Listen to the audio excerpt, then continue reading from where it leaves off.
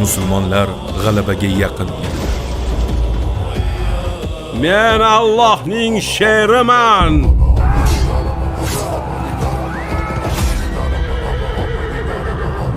Ammo birgina xato hammasini o'zgartirdi.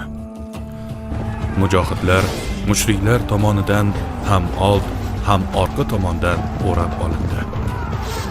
Qiyinchilikka to'lib toshgan Uhud kunida musulmon qo'shini orasida tartibsizlik va vahima tarqaldi. Sahobalar nima qilishni bilmay o'zlarini yo'qotib qo'yishdi. Ushbu tuzoqdan qutula olishadimi? G'alabaga yaqin qolganda qanday qilib hammasi o'zgarib ketdi? Voqeani boshdan boshlab hammasi qanday bo'lganini ko'rib chiqamiz.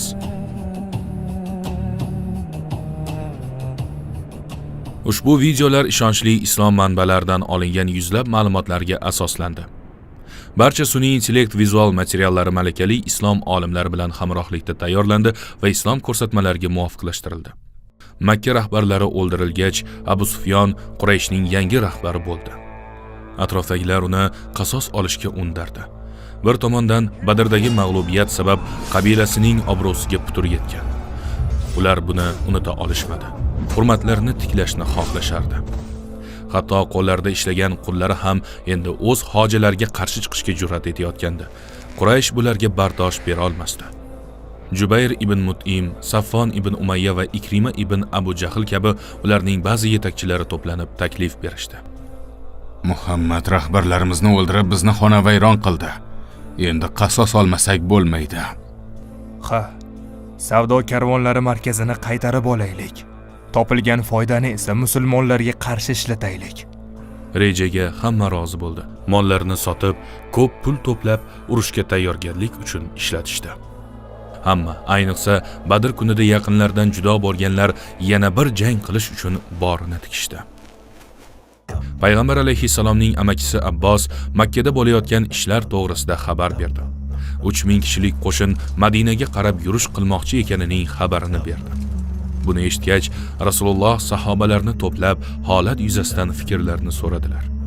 O'zlariga qolsa, Madinani ichkaridan himoya qilardilar. Sahobalar bilan maslahatlashish u kishining sunnatlaridir. Hatto shunday tahlikali vaziyatlarda ham. Bir o'zi qaror qilmay, sahobalar fikrini ham bilmoqchi bo'ldilar. O'rtaga ikkita fikr tashlandi. Yosh sahobalar jangga chiqib dushman bilan yuzlashishni taklif qilishdi.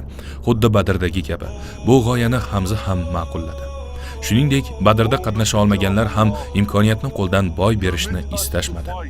Shu sabab ular ham jang qilishni xohlashdi. Bu g'oyani ma'qullagan sahobalardan yana biri Haysama edi. Badrdan avval u o'g'li Sa'd bilan jangga kim borishini aniqlash uchun qur'a tashlashgan edi. Qur'a uning o'g'liga chiqib, Sa'd Badrda shahid bo'ldi. Endi Haysama ham shahidlikni qattiq istab qoldi. Payg'ambar oldiga borib shunday dedi: "Ey Allohning rasuli, umid qilamanki, Alloh azza va jalla Quraysh ustidan g'alabani nasib etadi. Lekin buning aksi bo'lib chiqadigan bo'lsa, Badrdagilar kabi shahid bo'lishni istardim. O'rnimga o'g'lim qatnashgan edi. Chin qalbim bilan jannatda o'g'lim yonida bo'lishni istardim. O'zim esa qarib qoldim. Robbimning oldiga shahid bo'lib borishni xohlayman. Meni bundan noumid qilmang. Duo qiling, men ham shahidlardan bo'lib jannatda o'g'lim Sa'd bilan birga bo'lay." Boshqalar qo'rqqan o'lim tomon yugurib borishni istashardi. Boshqalar ikki qo'li bilan dunyoga mahkam yopishib olgan bo'lsa, ular esa oxiratdagi abadiy maskanlarga shoshilishar edi. Allohning rasuli va boshqa tajribali sahobalar shaharni ichkaridan turib himoya qilish tarafdori edilar. Ammo maslahatdan so'ng ko'pchilik dushmanga yuzma-yuz kelishni tanladi. Shu sabab Payg'ambar alayhissalom fikrlarini inobatga olib, shahar tashqarisida jang qilishga qaror qildilar. Juma namozini o'qib bo'lgach, Payg'ambar alayhissalom sahobalariga jangga tayyorgarlik qilish haqida shunday dedilar: "Jangni kechiktirish zaiflik belgisidir. Sabr va matonat ko'rsatilsa, Allohning yordami albatta kelgusidir. Shunday ekan, sabr bardoshli bo'linglar." Payg'ambar alayhissalom mana shu ikki sifatga urg'u berdilar. Har bir so'zlari alohida hikmatga ega. Tez orada shahar tashqarisida jang manzaralarini o'zgartirib, yangi sinovlarga yo'l ochuvchi buyuk bir hodisa bo'lajak. Ana shu payti sabr va matonat eng ko'p kerak bo'ladigan paytdir. So'ngra asr namozi o'qilgach, payg'ambar alayhissalom sovutlarini kiyib, qilichlarini osish uchun uylariga bordilar. Bu orada ikki sahoba, Sa'd ibn Muoz va Usayd ibn Huzayr ko'chada to'planib turgan musulmonlarga qaradi deyishdi. Allohning rasuli Madinadan chiqishni istamasalar ham jang qilaylik deb oyoq tirab turib oldingiz. U zotga Allohdan buyruq keladi. Masalani o'zlariga havola qilib, nima desalar shunga itoat qiling. Bu so'zlar dushmanga ro'baro kelishni istagan sahobalarning fikrlarini o'zgartirib yubordi. Ba'zilari bu holatdan afsuslana boshlashdi. Payg'ambar alayhissalom uylaridan sovut kiyib, qilich osib chiqayotganini ko'rgach, shunday deyishdi. Ey Allohning rasuli, sizga yoqmagan ishni biz ham xohlamaymiz. Madinada qolishni istasangiz biz siz bilan qolamiz. Irodangizga qarshi borishni istamaymiz. Payg'ambar alayhissalom javob qildilar. Payg'ambarlarga sovutini kiygandan so'ng dushman bilan jang qilmaguncha yoki Alloh u bilan dushman o'rtasida hukm chiqarmaguncha uni yechmog'i durust emasdir. Qo'shin bilan payg'ambar alayhissalom Shayxayn degan joydan dushman tomon yo'lga tushdilar. Ular orasida musulmonlar birligini buzib, oralariga rahna solishni istagan munofiqlar ham bor edi. Ularning boshlig'i Abdulloh ibn Ubay ibn Salul.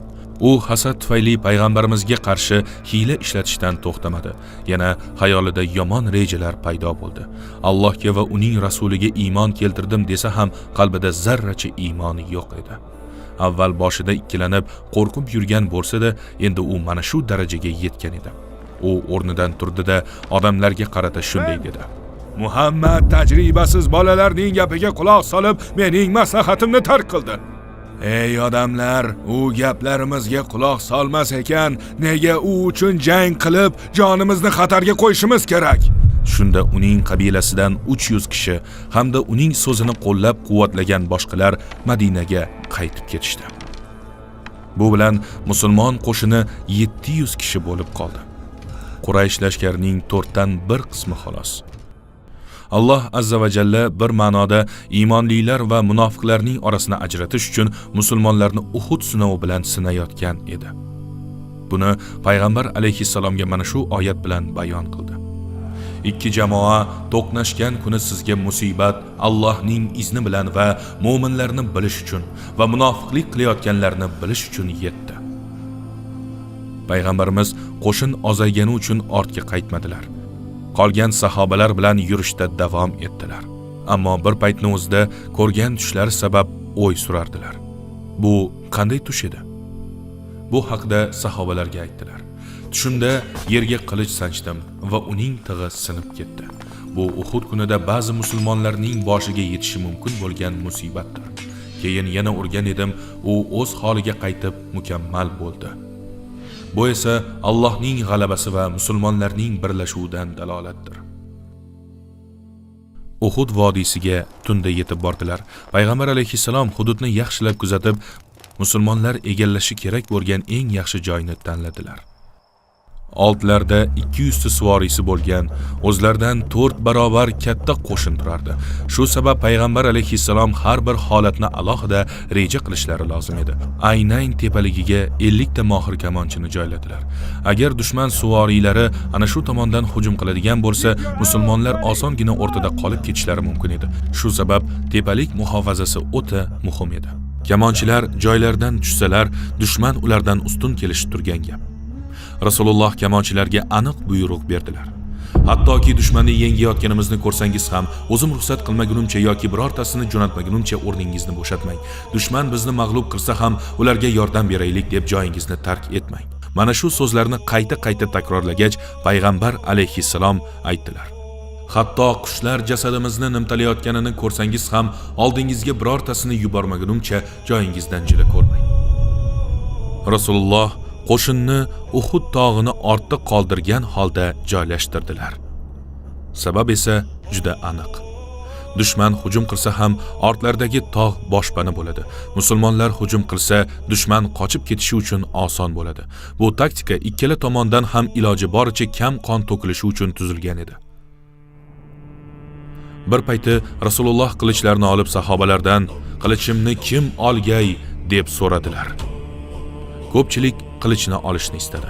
Bu safar Rasululloh kim qilichimni uning haqqi oladi dedilar. Ya'ni uni o'z yo'lida ishlatish uchun bir kishi so'radi. Uning haqqi qanday bo'lur, ey Allohning rasuli? Bu Abu Dujana bo'lib, qo'rqmasligi bilan mashhur bo'lgan Ansor sahoba edi. Payg'ambar alayhissalom uning haqqi qilich sinib jangga yaroqsiz bo'lib qolmagunicha dushman bilan olishishdir dedilar. Men bu qilichni o'z haqqi bilan olaman, ey Allohning rasuli. Shunday qilib qilichni u oldi. Ikkala qo'shin ham bir-birlariga ko'rindi. Saflanib olib kutib turishardi. Vaqt bo'ldi. Ikki tomon ham ortiq sabr qila olmay jangga kirishdi.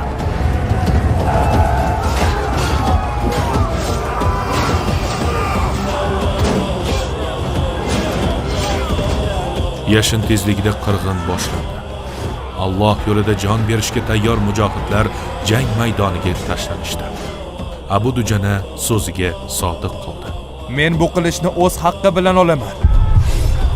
Dushman safiga katta tezlikda tashlanib, ulkan kuch bilan qilich o'ynatdi. Har qadamida yo'lidan chiqqan har kimni bo'laklab tashlab, oldingi tomon qadam bosdi. Bu orada Hamza roziyallohu anhu shunday dedi: Men Allohning sheriman. U dushman ichiga kirar ekan, o'ngni ham, chapni ham birdek mag'lub qildi.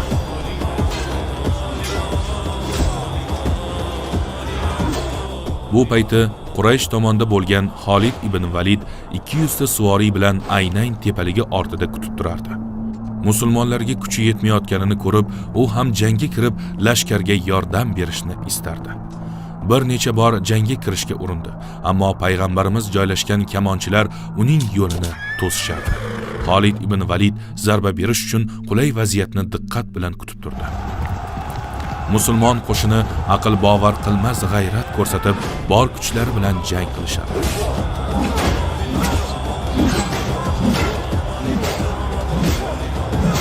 Ko'p o'tmay mushriklar bunga chiday olishmadi va butun qo'shin har tomonga tarqab ketdi. Bu yoqda esa Quraysh ayollari qo'shiq aytib, soz chalib qochayotgan lashkarni orqaga qaytarishardi. Ammo iymonsiz qalblar uchun bu narsalar samara bermasdi. Jonlari omonligida qochib qolishdi. Ammo Allohning rasuli tushida ko'rgan musibat nima edi? Hammasi musulmonlar foydasiga bo'layotgan edi. Keyin kutilmagan bir hodisa ro'y berdi. Tepalikdagi kamonchilar dushmanning qochib ketayotganini ko'rib, urush tugadi, vazifamiz ado bo'ldi deb o'ylashdi. Ularning orasida Abdulloh ibn Jubayr payg'ambar alayhissalomning buyrug'ini eslatib, ularni ortga chaqirdi. Allohning rasuli nima deganini unutdingizmi? Sizlarga aniq qilib tushuntirmadilarmi? Ammo uning so'zlariga qaramay, kamonchilarning ko'pchiligi Aynayn tepaligini tark etib, dushmandan qolgan o'ljalarni to'plashga kirishdi. Mana nima uchun payg'ambarimiz sabr va matonatga urg'u bergan edilar. Olg'a! Ana shunda qulay vaziyatni poylab o'tirgan Xolid ibn Valid imkoniyatni ko'rishi bilan darhol jangga kirishdi. Ular tepalikda qolgan 10 ta kamonchini o'ldirib, musulmonlarga orqadan hujum qilishdi. Buni ko'rib, Quraysh lashkari jangga qaytdi. To'satdan musulmon qo'shini ikki dushman o'rtasida qolganini ko'rdi. Albatta bu musulmonlar uchun dahshatli holat edi. Bu holatning eng ajablanarli jihati nima bilasizmi? Shu kungacha tepalikni tark etgan o'sha 40 sahobaning kimligini hech kim bilmaydi. Ularning ismini o'sha kuni jangda qatnashganlardan boshqa hech kim bilmagan. Nega? Chunki ularni hech kim ayblamasligi kerak edi. O'sha sahobalardan ancha pastroq bo'lgan ba'zi odamlar ularni haqorat qilib, ularning fazilatlari, qilgan harakatlari va barcha oliyjanob fazilatlarini e'tiborsiz qoldirishlari mumkin edi.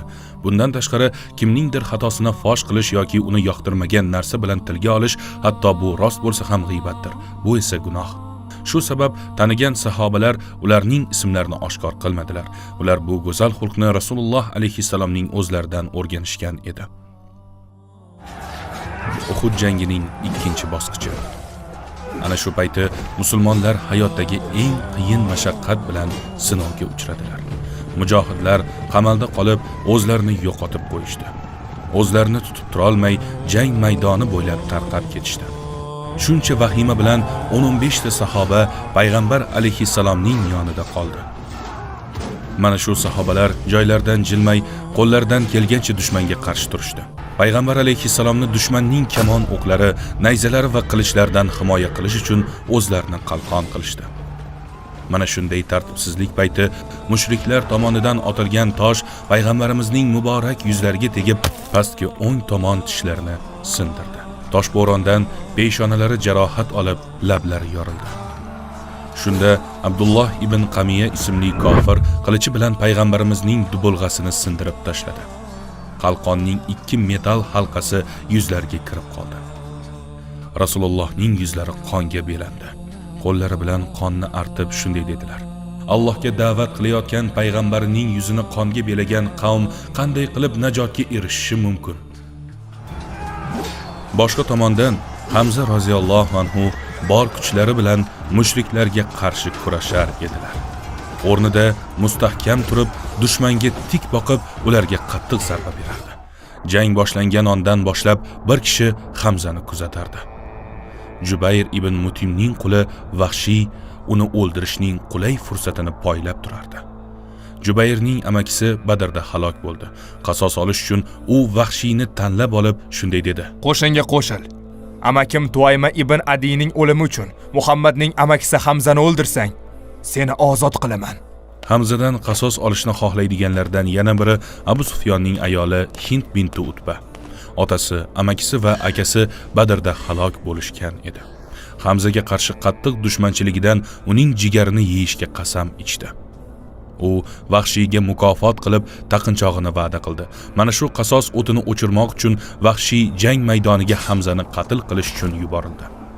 Hamza so'nggi nafasigacha jang qilishga tayyor edi. Iymoni, jasorati, Allohga bo'lgan qattiq ishonchi bilan u dushmanga qarshi mardonavor turdi. Bu payt Vahshiy qo'lida nayzasini tutgan holda Hamzaning atrofida aylanaverdi. Ammo yaqin kelishning iloji yo'q edi. Allohning sheri o'zining tengsiz kuchi va jasorati bilan dushman qalbiga qo'rquv solardi. Men Allohning sheriman. Hamza dushmanni yer tishlatar ekan, Vahshiy tosh ortidan uni kuzatib turardi. U nayza otishga usta bo'lib, qulay vaziyatni kutib turdi. Qulay fursat kelgach, Vahshiy qo'lidagi nayzani uloqtirdi va nayza Hamzaning ko'kragini teshib o'tdi. Yuraklarni qon qilgan Uhud kunida Hamza shahid qilindi.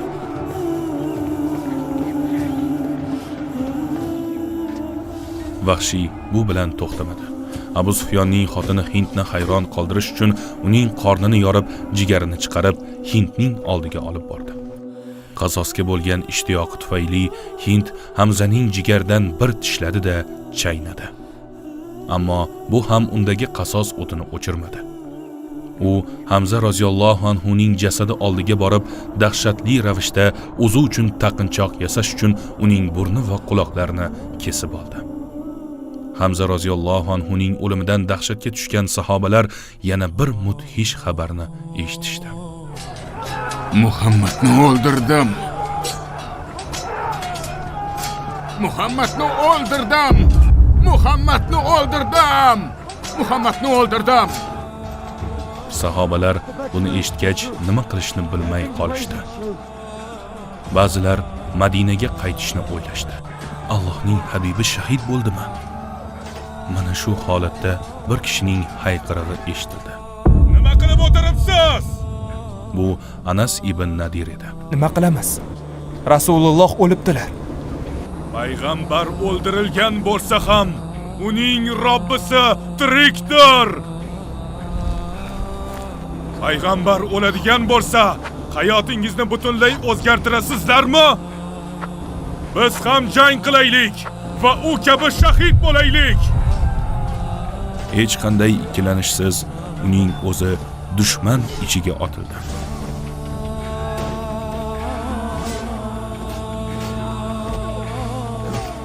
Ana shu kuni Allohning rasuliga bo'lgan muhabbati bilan Anas ham shahid bo'ldi.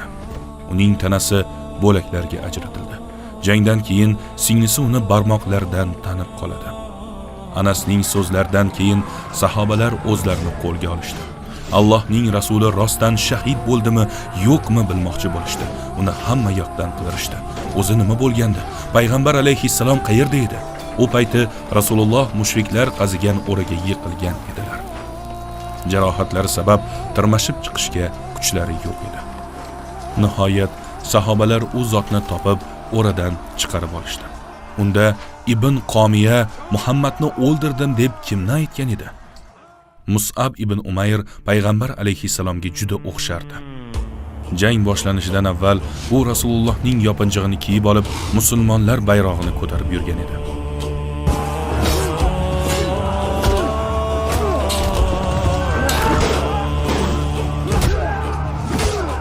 Jang davomida u Ibn Qomiya bilan yuzma-yuz kelib jang qildi. Ibn Qomiya Mus'abning bayroq tutgan qo'lini bir zarbada kesib tashladi. Mus'ab islom bayrog'ini o'z jonidan ham ko'proq qadrlardi. Bayroq qulamasligi uchun boshqa qo'li bilan ushlab oldi. So'ng Ibn Qomiya yana zarba berib, uning ikkinchi qo'lini ham uzib tashladi. Chidab bo'lmas og'riqqa qaramay, Mus'ab bayroqni yelkasi bilan ko'ksiga qisib, tik tutib turdi. Qachonki Ibn Qomiya unga so'nggi zarbani bergach, u shahid bo'ldi. Mus'ab ibn Umayr Madinada islomni tarqatgan kishi, Uhud kunida misli ko'rinmas jasorat bilan jang qildi va o'zini bag'ishlagan bayroq uchun jonini fido qildi. U uchun qiyinchilik kunlari tugab, mukofot kunlari kelgan edi. Ibn Qomiya Mus'abni payg'ambarimizga o'xshatib yuborgani uchun o'sha so'zlarni aytgan edi. Rasululloh bir nechta sahobalar bilan bir g'orga kirib berkindilar. Payg'ambarning oldida ikki yo'l bor edi. Yo jim turish yoki tarqab ketgan qo'shinni to'plash. Ularni chaqirish uchun baland ovozda gapirish kerak. Bunday qilsalar mushriklar kelib u zotni o'ldirishlari mumkin edi. Rasululloh hayotlarini xavfga qo'yib ikkinchi yo'lni tanladilar. U zot sahobalarni baland ovoz bilan yonlariga chaqirdilar. Mushriklar Rasulullohning tirik ekanlarini bilib qolishgach, yana bir bor to'planishib har tomondan o'q yog'dirishdi. So'nggi zarba bilan hammasiga chek qo'yishni istashdi. Rasulullohning atroflaridagi bir nechta sahobalar u zotning qalqonlari bilan pana qilishdi. U zotni himoya qilish uchun o'z jonlaridan kechishdi. Yana shunday bir sahoba bor ediki, keyinchalik Rasululloh alayhissalom u haqida shunday derdilar: qachonki o'sha kunni eslasam, uning yonginamda jang qilayotganini ko'raman. U kishi onamiz Nusayba edi. U Rasulullohni kuchli g'ayrat bilan himoya qilib, bor kuchi bilan dushmanga qarshi jang qilardi. Eri va bolalari bilan Allohning rasuliga juda yaqin turardi. U o'sha kunda 13 joyidan jarohatlandi. Deyarli 1 yil deganda tuzalib ketdi. Alloh undan rozi bo'lsin. U kunda Rasululloh alayhissalom shu darajada ko'p o'q otganlardan kamonlari oxiri sinib ketdi. Sa'd ibn Abi Waqqos u zotning oldilarida turib tinmay o'q uzib, u zotni himoya qilardi. U shu darajada ko'p o'q otganidan Rasululloh unga, faqatgina unga otam va onam siz uchun qurbon bo'lsin dedilar. Mushriklar boshqa jang qila olmasliklarini bilgach, yengilib qolishdan qo'rqib chekinishga qaror qilishdi. Shunday qilib, ular mag'rurlik va takabburlik bilan jang maydonini tark etishdi. Rasululloh alayhissalom jarohatlanib, holdan toydilar. Oyoqlarida tura olmay qoldilar. Sa'd ibn Muoz va Sa'd ibn Ubodaga suyanib, zo'rg'a musulmonlar panoh topgan Shib nomli toshli joyga yetib oldilar. O'sha yerda dam olib, kuch to'plab olmoqchi edilar. Biroz yurganlaridan so'ng ana shu kuchlarni ham yo'qotdilar. Kiyib olgan 2 qavat sovutlari og'irlik qila boshladi. Ana shunda Talha ibn Ubaydulloh tiz cho'kib shunday dedi: Keling ey Allohning rasuli. Ustimga chiqib oling. Men kuchliman. Shunda u Rasulullohni qoyalargacha ko'tarib bordi. Quraysh qo'shini asta-sekin jang maydonidan ketdi. Jang maydonini aylanib chiqqach, ularning qo'mondoni Abu Sufyon bir tepalikka chiqib shunday dedi: Muhammad tirikmi? Allohning rasuli sahobalariga unga javob qaytarmang deya buyurdilar. Abu Sufyon savolini 3 marta takrorladi, ammo hech kim javob bermadi. Abu Quhofaning o'g'li tirikmi? Ya'ni bu Abu Bakr. Yana bir bor payg'ambar alayhissalom sahobalarga indamaslikni buyurdilar. Hattobning o'g'li tirikmi? U Umar roziyallohu anhu aytdi. Baribir payg'ambar alayhissalom javob berishga ruxsat qilmadilar. Demak, hammasini o'ldiribmiz. Bunisiga Umar roziyallohu anhu chiday olmadi.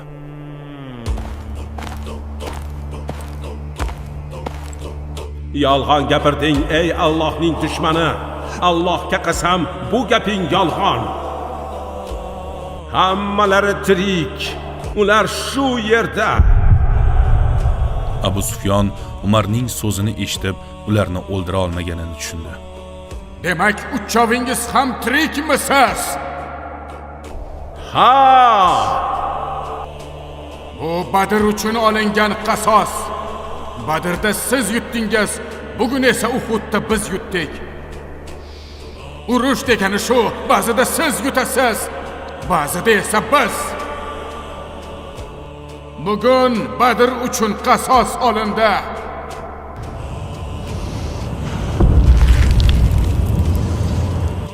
Hech qachon ikkisi bir xil bo'lmadi. Bizdagi o'lganlar jannatdadirlar. Siznikilar esa jahannamda. Sen va biz hech qanaqasiga teng bo'lmaymiz, ey Allohning dushmani. Kelasi yili yana bir bor ko'rishib, Badrda yana jang qilamiz.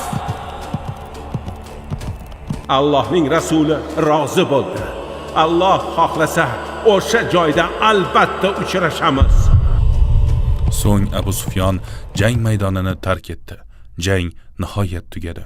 Islom jangchilari uchun dam olish, jarohatlarni bog'lash va shahidlarni ko'mish vaqti keldi. O'zingizni o'sha yerda deb ana shu manzarani tasavvur qiling. Juda ko'p sahobalar jonsiz yotibdi. Kecha yoningizda yurgan qadrdoningiz, xursandchilik va qayg'uda birga bo'lgan birodaringiz hammalari shahid bo'lib shu yerda jonsiz yotibdi. Ular oralab yurar ekansiz, birini ketidan ikkinchi yuzni tanib qolib qalbingiz battar parchalanadi. Ba'zilari tanib bo'lmas darajada parchalanib ketgan. Xotiralaringiz yog'ilib keladi.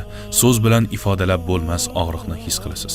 Va o'sha paytda sizga taskin beradigan yagona narsa bu siz ular bilan abadiy olamda, haqiqiy maskanimiz bo'lgan jannatda inshaalloh yana uchrashishingizga bo'lgan qat'iy ishonchdir.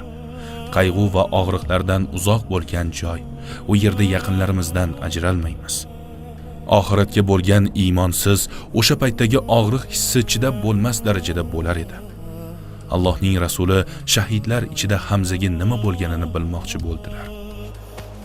Uni qidirish uchun Horis ismli sahobani jo'natdilar. Horis Hamza roziyallohu anhu ni topgach, tili aylanmay qoldi. Ko'rganlarimni Rasulullohga qanday qilib aytaman deb o'ylardi. O'tirgan joyda qattiq yig'ladi. Horis kelavermagach, payg'ambar alayhissalom ortidan Ali roziyallohu anhu ni jo'natdilar. Ali kelib Hamza roziyallohu anhu ni ko'rgach, u ham qattiq ko'z yosh to'ka boshladi. Bu holatni Rasulullohga qanday aytib berishadi? Bor kuchini to'plagach, u qaytdi. Allohning rasuli Hamzani bu holatda ko'rishlarini istamadi, ammo payg'ambarimiz qattiq turib oldilar. U zot Hamza yotgan joyga bordilar. Uni ko'rib shunday dedilar: Ey payg'ambarning amakisi Hamza, ey Alloh va rasulining sheri bo'lgan Hamza, ey solih kishi Hamza, ey Allohning rasulining himoyachisi Hamza, Alloh sizga rahim qilsin. Hamza doimo mushriklarga qattiq qarshi turardi. Jangda ularga kuchli zarbalar berardi. Abu Jahlning haqoratlaridan doim jiyanini himoya qilardi. U islomni qabul qilganda Allohning habibi qanchalar xursand bo'lgan kun esingizdami? Musulmonlar undan kuch olishardi. Ammo endi u shahid bo'ldi. Rasulullohning qalblari qayg'uga to'lib toshib, ko'zlaridan yoshlar shashqator bo'lib oqdi. Payg'ambar alayhissalom turgan joylarda uzoq yig'ladilar. Insoniy tuyg'ularga berilib shunday dedilar: "Qasam ichaman, men ham ularning 30tasini xuddi shunday musla qilaman." Ammo Nahl surasining 126-oyati ogohlantirish sifatida tushirildi. Agar iqob qiladigan bo'lsangiz, o'zingizga qilingan iqobga o'xshash iqob qiling. Agar sabr qilsangiz, albatta u sabr qiluvchilar uchun xayrlidir. Qabrlar qazilib, janoza namozlari o'qildi. Allohning rasuli shahidlar halok bo'lgan joyiga ko'milishi lozim dedilar. Ular orasida Mus'ab ibn Umayrni ko'rdilar. Qo'shin bayrog'ini tutgan kishi. Madinadagi ilk islom ustozi. Rasululloh Mus'abning eski kunlarini eslar ekanlar, qalblarini chuqur qayg'u bosdi. Uni kafanlash uchun hech nima topilmadi. Ustiga yopinchig'idan boshqa hech nimasi yo'q edi. Sahobalar u bilan uning boshini yopishsa, oyog'i ochilib qolardi. Oyog'ini yopishsa, boshi ochilib qolardi. Buni ko'rib, payg'ambar alayhissalom boshini yopinchiq bilan, oyog'ini esa isxir o'ti bilan yoping dedilar. Mus'ab bir paytlar o'ta badavlat xonadonning yosh farzandi edi, ammo islom uchun hammasidan voz kechib Madinaga hijrat qiladi. Endi esa jasadini kafanlashga ham yetarli mato yo'q. U Allohning dini uchun hammasini qurbon qildi. Qo'lida nima bo'lsa hammasidan voz kechdi. Nihoyat o'zlari istagan shahidlikka munosib bo'ldilar. Jarohat va charchoq bilan qolganlar esa Madinaga qarab yo'lga tushdi.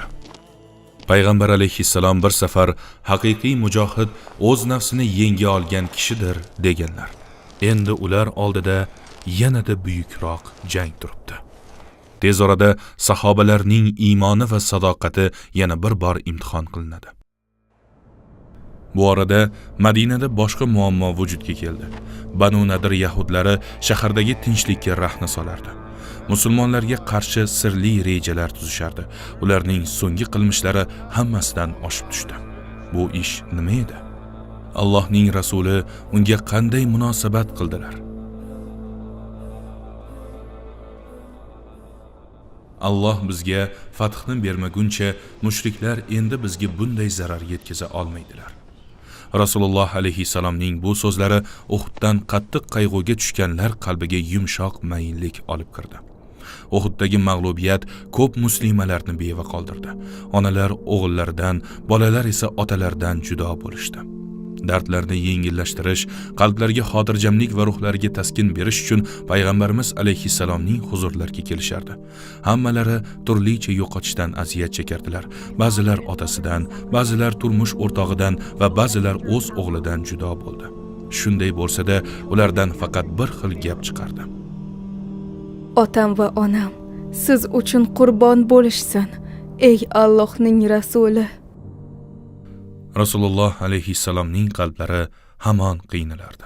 Quraysh ortga qaytib, Madinaga hujum qilishi mumkinligi haqida qayta o'ylardilar. Shahar mag'lubiyatdan keyin holsiz qoldi. Bu holatdan qutulish zarur edi.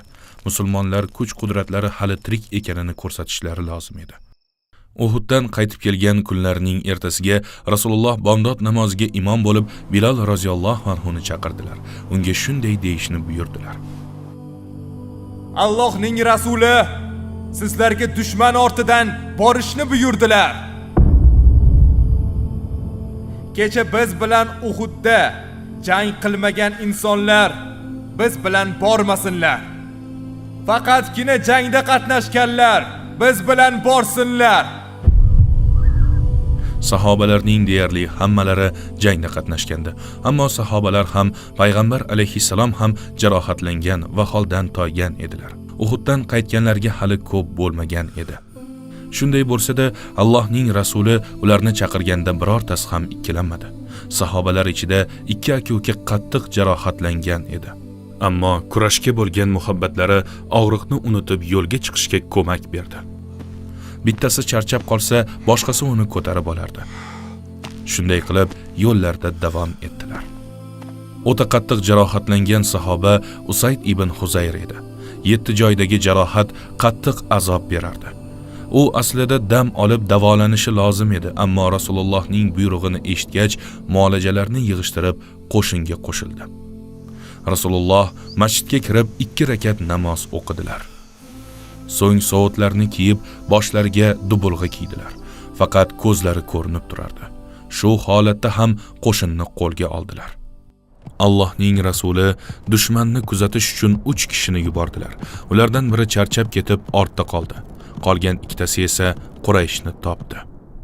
Allohning rasuli taxmin qilganlaridek mushriklar qayta zarba berishga tayyorgarlik ko'rayotgandilar. 2 kuzatuvchi qo'lga olinib shahid qilindi. Allohning rasuli alayhissalatu vassalam Hamro al-Asad degan joyga kelib chodir qurdilar. So'ngra sahobalarga tun uchun o'tin yig'ib kelishni buyurdilar. Tun tugagach chodir atrofida yuzlab olovlar yoqildi. Rasulullohning maqsadi dushmanni qo'rqitish, ularni musulmonlar ulkan qo'shin to'plaganiga ishontirish edi. Xuddi shunday bo'ldi. 500 ga yaqin olov tunni yoritib, mushriklar qalbiga qattiq qo'rquv soldi. Qo'rqib qochib ketishdi. Quraysh lashkari ko'zga ko'rinmay qoldi. Ulardan faqat bittasi qolgandi. U uxlab qolibdi. Bu Abu Izza bo'lib, Badrda qo'lga tushgan shoir edi. She'riyatga ustaligi bilan payg'ambar va uning sahobalarini mazax qiluvchi she'rlarni o'qib, ularga zarar keltirardi. Mana shu ishini qilmaslikka va'da berib, tovonsiz ozod qilingandi. Ammo va'dasiga xilof qilib Uhudga kelgan edi. She'rlari bilan Qurayshni musulmonlarga qarshi qayrab, ularni haqorat qilardi. Boshqa qilmayman. Va'da beraman, boshqa qaytarilmaydi. Ammo Rasulullohdan kelgan javob o'rinli va qat'iy bo'ldi. Musulmon kishi bir teshikdan 2 marta chaqilmagay. Allohga qasamki, Makka ga qaytib borib, qo'llaringni yuzingga surtib faxr bilan men Muhammadni 2 marta aldadim va uni ahmoq qildim deb aytishing uchun seni ozod qilmayman. Rasululloh buyruq berdilar. Abu Izzo qatl qilindi. Rasululloh hali Hamro al-Asadda bo'lganlarida Tihoma degan joylarda yashovchi Xuzo qabilasidan Mubod ibn Abi Mubod uni ko'rgani keldi. Islomni qabul qilmagan bo'lsa ham, u payg'ambarimiz alayhissalomga nisbatan samimiy va sodiq edi. "Ey Muhammad, Uhud qayg'usi bizlarga ham ta'sir qildi. Robbingiz dushmanlarga qarshi ofiyat bersin." Bu bilan payg'ambar alayhissalomga maslahat bermoqchi edi. Qaysidir ma'noda musulmonlarga yordam berishni maqsad qilgan edi. Ravha degan joyda majlis qilib turgan Quraysh ustidan chiqdi. Ular musulmonlarga qarshi to'planishgan edi. Muhammadning eng yaxshi jangchilarini o'ldirdik. Ammo butunlay yo'q qila olmadik. Makkaga qaysi yuz bilan qaytamiz? Fursat borida qolganlarni ham yo'q qilish kerak. Abu Sufyon Mubodni ko'rib so'radi. Ey Mubod, kelgan joyingdan qanday yangiliklar keltirding? Muhammad va uning izdoshlari seni yo'q qilish uchun hech kim ko'rmagan katta qo'shin bilan kelyapti. Menga voy bo'lsin. Bu gaplaring nimasi, Mubod? Abu Sufyon Mubodning musulmon emasligini bilgani sabab uning so'zlariga quloq soldi, ammo eshitgani u kutganchalik bo'lmadi. So'ng Mubod musulmon qo'shinini she'r bilan maqtadi. U she'r o'qirkan Abu Sufyonning qo'rquvi yanada oshdi. Butun qo'shin qattiq qo'rqqanidan oxiri hududni tark etib Makkaga qaytib ketdilar. Bu bilan Mubodning musulmonlarga katta foydasi tegdi. So'ng qabiladoshlaridan birini payg'ambar alayhissalomga nima bo'lganini aytish uchun yubordi. Rasululloh har ehtimolga qarshi xavfsizlik uchun Hamro al-Asadda yana bir kecha o'tkazdilar. Dushmandan hech darak ko'rinmagach, nihoyat Madinaga qaytdilar. Robbimiz ana shu kunlarni oyatlarda bayon qiladi. Ular jarohat yetgandan keyin ham Alloh va payg'ambar chaqirig'iga javob beradiganlardir. Ulardan yaxshilik va taqvo qilganlarga ulug' ajrlar bordir. Ularga kishilar, albatta odamlar sizga qarshi kuch to'pladilar. Ulardan qo'rqinglar deganda iymonlari ziyoda bo'ldi va bizga Allohning o'zi yetarli va u qanday ham yaxshi vakil dedilar. Hammalari shu mukofotga loyiq. Rasulullohning birgina so'zlari bilan butun hayotlarini o'zgartirar edilar. Bunday sadoqat siyrat davomida qayta va qayta ko'rsatiladi. Endi ular kichik kurashdan kattasiga qaytar edilar. Kattasi nima edi? Ya'ni kundalik hayotlardagi qiyinchilik, o'z nafslariga qarshi kurashish edi. ularning sadoqati tez orada Madinada aroqning harom qilinishi bilan imtihon qilinadi. Hijratning 4-yili edi. Aroq hali ham harom qilinmagan edi. Uni man qiluvchi oyat hali nozil bo'lmagan. U paytlari Arab yarim orolida 4 xil ichimlik bor edi: suv, sut, sharbat va sharob. Arab urf-odatlarida sharob keng tarqalgan ichimlik edi. Odamlar uni ichishni yoqtirishardi. U haqida she'rlar yozishardi. Ko'pchilikning uyida topilishi oson edi. Qisqa qilib aytganda, u bugungi kundagi oddiy ichimlik sifatida edi. Bu holatni Umar roziyallohu anhuning ko'zlari bilan tasavvur qilsak, chunki bu kunlardagi holatni uning kechinmalari bilan tushunish mumkin. U sharobni yomon ko'rib, uning harom bo'lishini hammadan ko'proq xohlardi. Shu darajada yomon ko'rganidan Allohdan duo qilib so'rardi. Uni nima tashvishga solardi? Musulmon birodarlarni bunday holatda ko'rishni istamasdi. U uchun bu holat musulmonlarning sharafiga mutlaqo yarashadigan ish emasdi. Shu bilan birga ba'zi sahobalar ham payg'ambardan ichkilik va qimor o'yinlarining hukmi haqida so'rashib, u zot bergan har qanday buyruqqa itoat qilishga tayyor edilar. Umar duo qilardi: Ey Alloh, sharob to'g'risida aniq va qat'iy bir chora ber. Ko'p o'tmay unga qarshi birinchi oyat nozil bo'ldi. Sendan xamir va qimor haqida so'rarlar. Sen ikkisida katta gunoh va kishilar uchun manfaat bor va gunohlari nafllardan kattadir deb ayt. Buni eshitib ba'zilar uni zararidan saqlanish uchun voz kechishdi. Boshqalar esa hali to'liq taqiqlanmagani uchun ichishda davom etishdi. Shunda kimdir nega birdaniga taqiqlanmadi deyishi mumkin. Bu yerda islomning oqilona yo'lini ko'ramiz. Sharob ichish kabi odatlar o'ziga o'rgatib qo'yadigan narsalarni bir kechada tark qilish qiyin. Jamiyatdan spirtli ichimliklarni olib tashlash uchun Qur'on tadrij usulini, ya'ni bosqichma-bosqich taqiqlashni qo'llagan.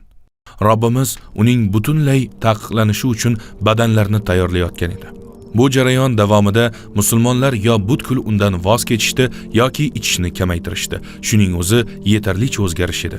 Biror narsaga birdaniga erishish mumkin bo'lsa ham undan butunlay voz kechmaslik kerak. Agar birdaniga voz kechish kerak bo'lganida, o'sha davr odamlari uchun islomni qabul qilish qiyin bo'lib qolar edi. Undan voz kechmasliklari sabab sharob haqidagi Qur'on oyatlari birin-ketin nozil bo'lib, uning zararini birma-bir tushuntirdi.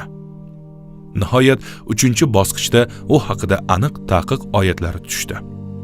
Psixologik tomondan olib qaraganda Qur'onning tutgan yo'li eng to'g'ri yo'ldir. Unutmang, hatto 5 mahal namoz ham hijratdan 1 yil avval, ya'ni Me'roj kunida farz qilindi. Payg'ambarimizga vahiy nozil bo'lganidan taxminan 11 yil keyin. Ular yaratilish maqsadi, insoniyatning bu dunyoga yuborilish sababi, ilk insondan to uning davrigacha bo'lgan payg'ambarlik vazifasi, Allohning ismlari va sifatlari hamda tavakkul va tafakkur kabi chuqur haqiqatlar haqida bilib oldilar. Ular oxirat, jannat va do'zax haqida bilishdi. Asosida iymon bo'lgan va uni ilk saboqqa aylantirgan uslub hech qachon yiqilmaydi. Shunday mustahkam poydevor qo'yilgach, namoz, zakot, ro'za, hijob yoki sharobni taqiqlash kabi amirlar sahobalar uchun og'ir yuk bo'lib tuyulmaydi. Ular bu buyruqlarni majburlikdan emas, balki katta zavq va shavq hamda muhabbat bilan bajarishadi. Namoz vaqti bo'lgach, payg'ambar alayhisalom odamlarni chaqirdilar. Allohning rasuli shunday deb buyurdilar: aroq ichgan kishi namozga yaqin kelmasin.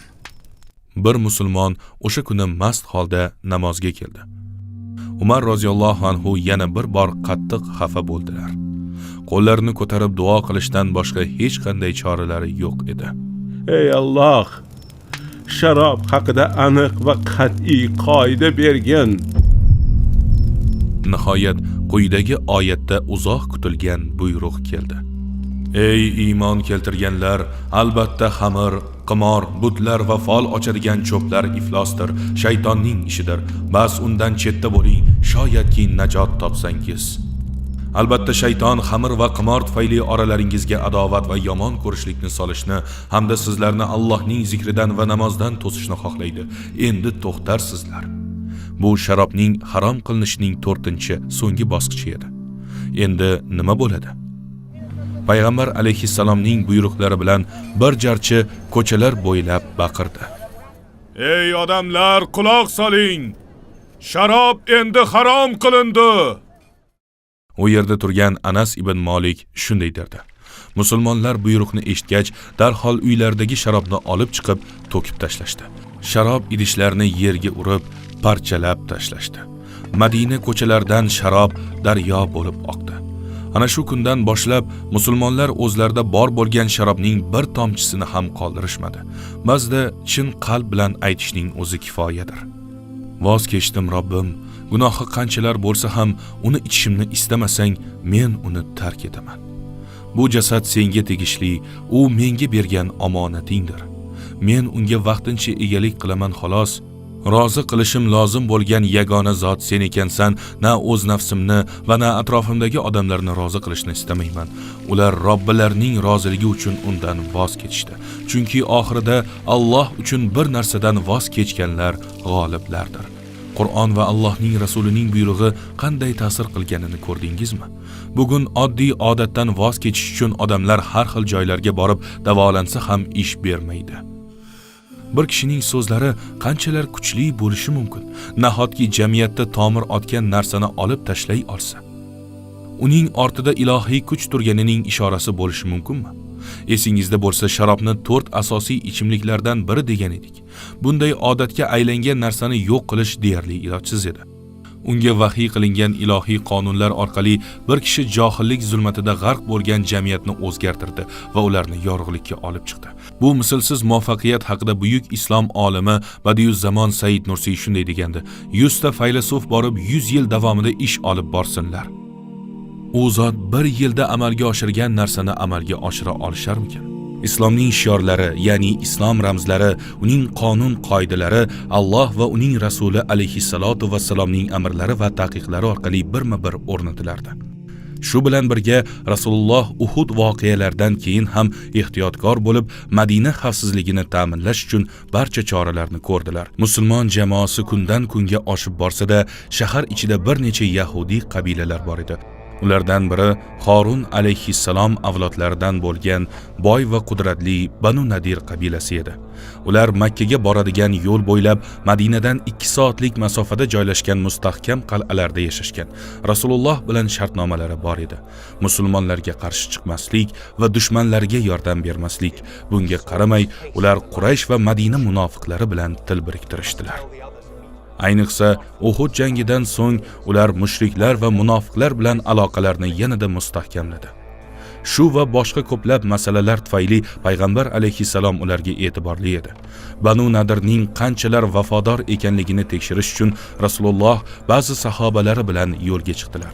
Ular qabila manzilgohiga yetib kelishgach, yahudiylar avvaliga ularni iliq kutib olishdi. Hatto shartnomaga qattiq amal qilishga va'da berishdi. Biz sizlar bilanmiz.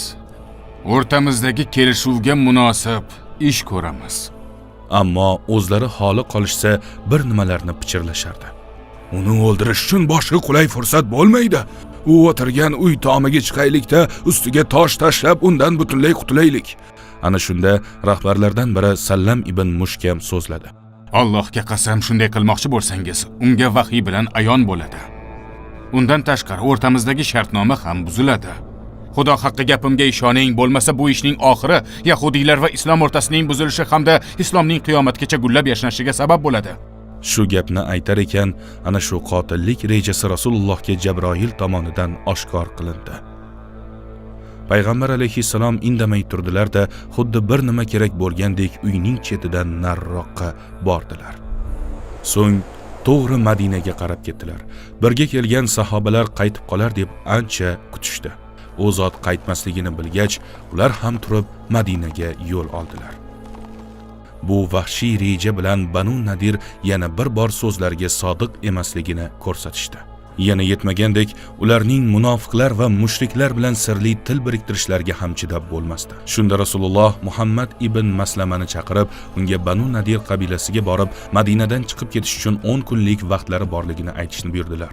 Allohning rasuli Madinadan chiqib ketishingiz uchun 10 kun muhlat berdilar.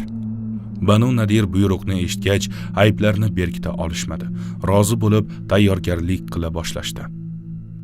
Munofiqlar boshi Abdulloh ibn Ubay buni eshitgach qattiq g'azablandi. Ular ketishsa, ittifoqchilardan judo bo'lib musulmonlarning hukmronligi yanada kengayadi.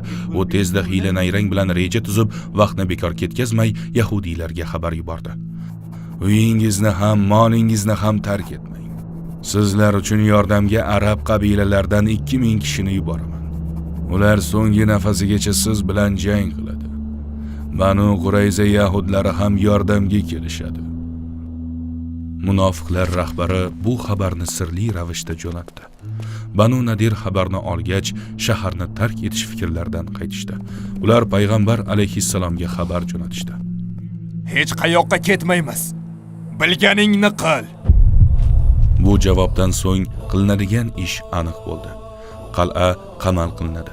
Shunda Banu Nadir chiqib ketishga majbur bo'ladi. Tayyorgarliklar tugagach payg'ambar alayhissalom va sahobalar Banu Nadir tomon yo'lga tushishdi. U zot ularning bog'lari va dalalarida asr namozini o'qib bo'lgach, qal'alarni qamal qilishdi va buyrug'ini takrorladi. Madinadan chiqib keting. Banu Nadir nafaqat payg'ambar gapini ikki qildi, balki mana shu javobni qaytardi. Sen so'ragan narsadan ko'ra o'lim biz uchun osonroq. Uni qabul qilgandan ko'ra o'lganimiz afzal. Yahudiylar uzoq vaqt qal'ada qamal qilindi. Buncha ko'p chida olmaymiz. Taslim bo'lishimiz lozim. Boshqa yo'limiz yo'q. Munofiqlar boshlig'i Abdulloh ibn Ubay tomonidan va'da qilingan narsa kelmadi. Kelmasdi ham. Chunki munofiqning bo'lgani shu. Va'daga vafo qilmaslik, yolg'on gapirish, aldash. Axir boshqalarga xiyonat qilgan kishiga ishonish yoki so'zini qabul qilishning o'zi bema'nilik. Bularning hech biri ajablanarli emas. Qarshi chiqa olmasliklarini bilib, yahudiylar taslim bo'lib omonlik so'rashdi. Rasululloh ularning so'rovini qabul qildilar. Ularning hech biriga ziyon yetkazilmadi. Ularga qurollardan tashqari tuyalariga ortganlarida mol-mulklarni olib ketishlarini tayinladilar. Ular Madinadan chiqib ketishar ekan, osmonni tutun qopladi. U qayerdan kelayotgan edi? Tez orada ma'lum bo'ldiki, yahudiylar ketganlardan so'ng musulmonlar unda yashamasin deb o'z uylarini yoqib yuborishgan ekan. Bir o'limdan qolgan bo'lsalar ham Madinani g'azab va nafrat bilan tark etishdi. Bu bilan ularning adovati tugamadi. Keyinchalik yana yuzaga chiqdi. Ularning ortida ittifoqchilari bo'lgan munofiqlar tushkun bo'lishdi. Sirli ravishda ular bilan musulmonlarga qarshi bo'lgan yahudiy qabilalari endi yo'q edi. Ammo bu ularni boshqa yo'llar bilan muammo chiqarishdan to'xtatmadi. Muammo faqatgina munofiqlar emasdi. Islom dushmanlari tez orada o'zaro kelishmovchiliklarni chetga surib, musulmonlarni butunlay yo'q qilish uchun birlashadilar. Payg'ambar alayhissalatu vassalom va sahobalarni buyuk jang kutib turardi. Misli ko'rilmagan jang taktikasi, juda qiyin tayyorgarlik jarayoni va xiyonatlar.